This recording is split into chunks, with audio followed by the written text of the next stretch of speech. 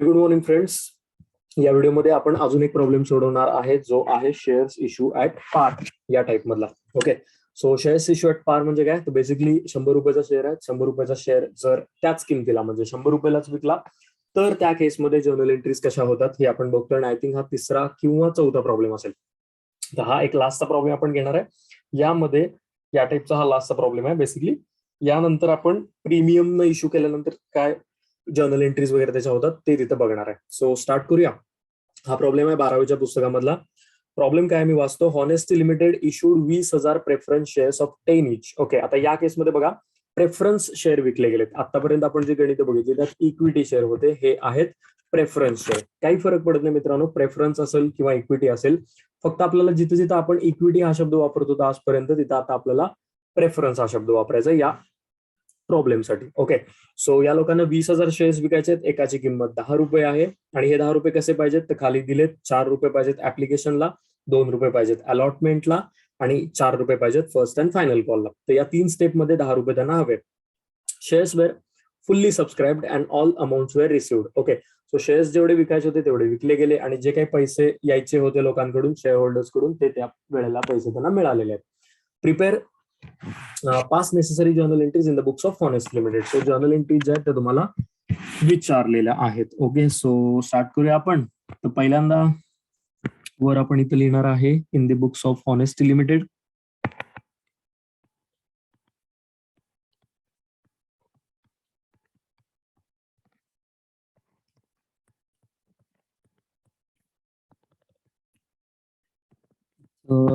Heading टाकू आपण journal entries.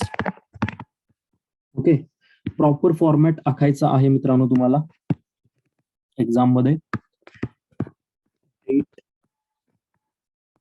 Particulars, LF, debit amount, credit amount.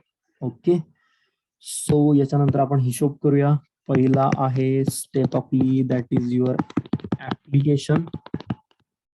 Okay, so ऍप्लिकेशनचा हप्ता किती रुपयाचा आहे? तर ऍप्लिकेशनचा 4 रुपयाचा हप्ता आहे आणि शेअर्सची संख्या किती आहे? 20,000. ओके, सो काही हरकत नाही. 20,000 शेअर्स गुणिले 4 रुपये. सो 20 गुणिले 4 पैसे किती झाले?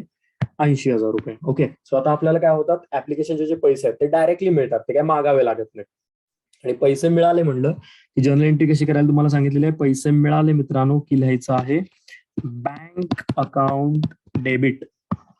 Bank account debit. आणि कशाचे पैसे खाली मिळाले ते तुम्हाला इथं खाली लिहायचं आहे. टू. हे कशाचे पैसे मित्रांनो मिळाले तुम्हाला? बघा, हे पैसे मिळाले तुम्हाला टू इक्विटी लिहित होतो आतापर्यंत. आता आपल्याला इथं लिहायचं आहे प्रेफरन्स, कारण हा टाईप शेअर आहे, प्रेफरन्स आहे. To preference share, sorry preference share application account.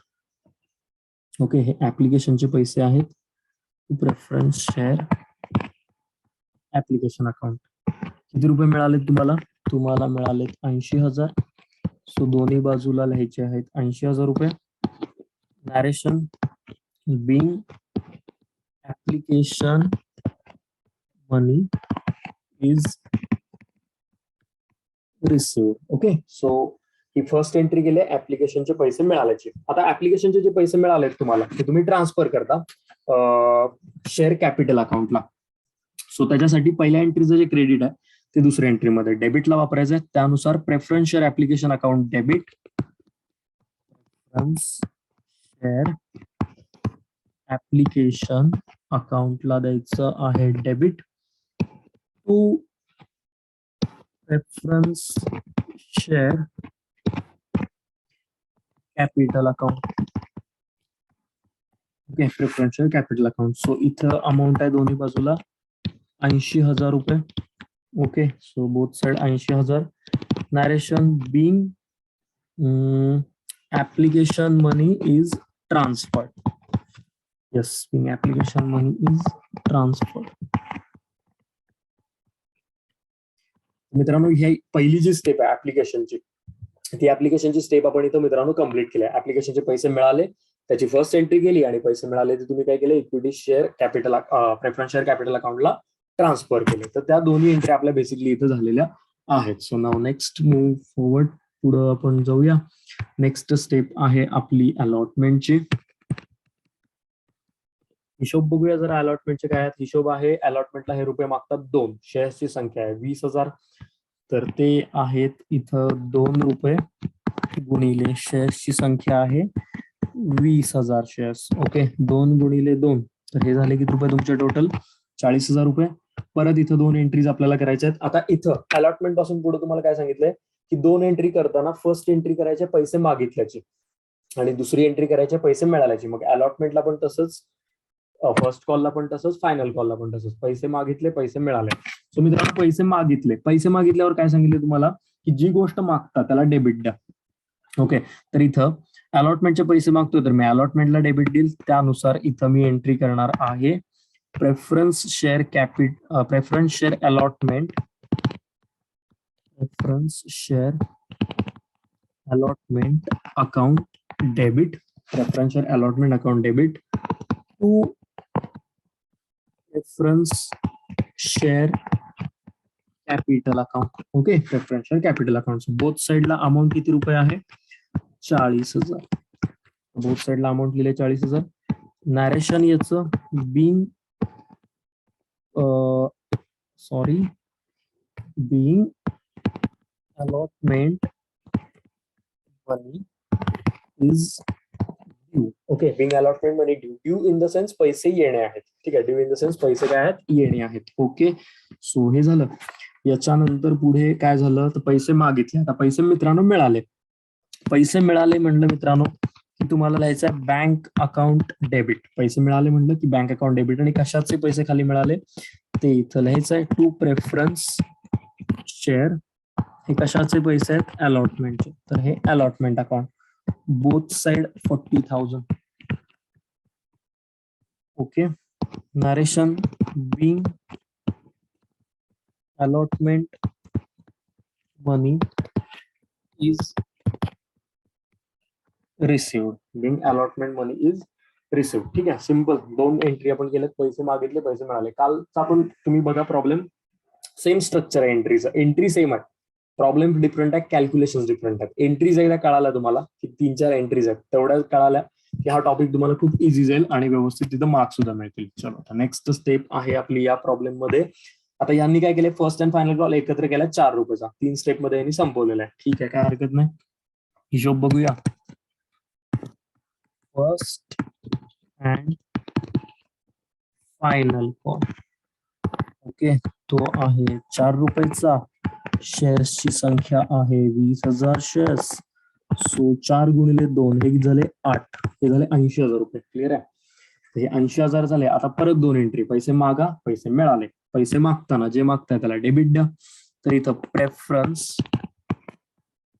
Share first and final call अकाउंटला आहे डेबिट.